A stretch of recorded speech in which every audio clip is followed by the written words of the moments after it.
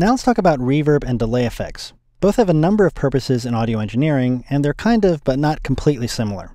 Reverb and delay can be used to fill out the sound of a singer's voice a little bit more.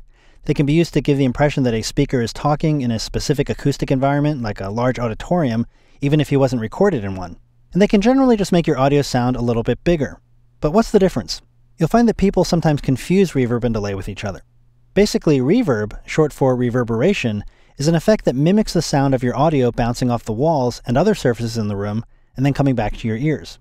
Delay, also called echo, is an effect that takes your audio and plays it back or echoes it several times in succession. But it's generally the same sound played back over and over again. It's the sound of the initial echo. Reverb is different in that it assumes more of a natural room sound. Most of the times you're not going to be recording your subject in the dead center of a room, so there are going to be walls and ceilings at different distances from the source of the sound. Therefore, the echoes reverberating off the closer surfaces will get back to you sooner than the echoes reverberating off the walls and ceiling that might be further away. Reverb takes all of these echoes into account to create the effect. Delay is usually more focused on that first or initial echo. I've opened this file called Snare Drum, and this is just 4 snare hits. And I'm using this as an example because these are very short percussive sounds, which will make it easier for you to see the difference between reverb and delay. Let's listen once.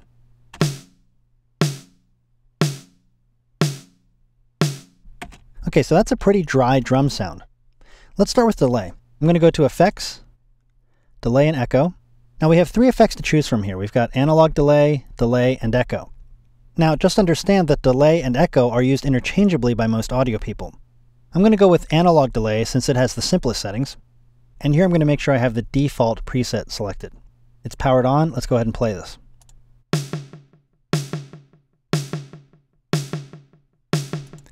So we're clearly hearing the snare drum sound echoed back to us at least twice after each hit, with each subsequent echo being a little quieter or fading out. Let's click Apply and see what this looks like. So you can see here what it's done to the waveform. Now after each drum hit, you can see these 2 echoes.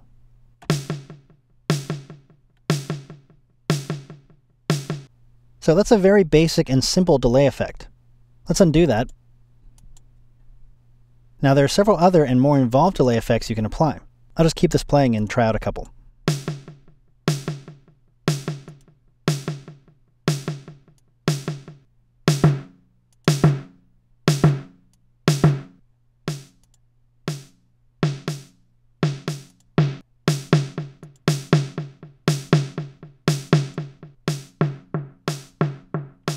So I'm actually getting a different rhythm applied at this point. So each of these settings is created using a different combination of these sliders. So that's delay. I'm just going to close this without applying anything. Now let's look at reverb. Go to Effects, Reverb, and we'll choose Convolution Reverb, and we've had a look at this already. And this is a great set of tools for placing your recording into different acoustic environments. I'm going to choose Classroom, and I'm just going to make sure I have the default setting here. And let's listen to that. So already this is making my snare drum sound much bigger. Instead of that single echo that's repeated with a delay effect, the reverb effect recreates the effect of your sound echoing off multiple surfaces and returning to your ears individually. Generally, all the reverb effects have a room size slider, which is for determining how large or small your virtual room is. The larger the room, the more reverberation. And as always, you're free to drag around the sliders to customize your sound, or you can choose from any of the presets here. Here's the one I created earlier.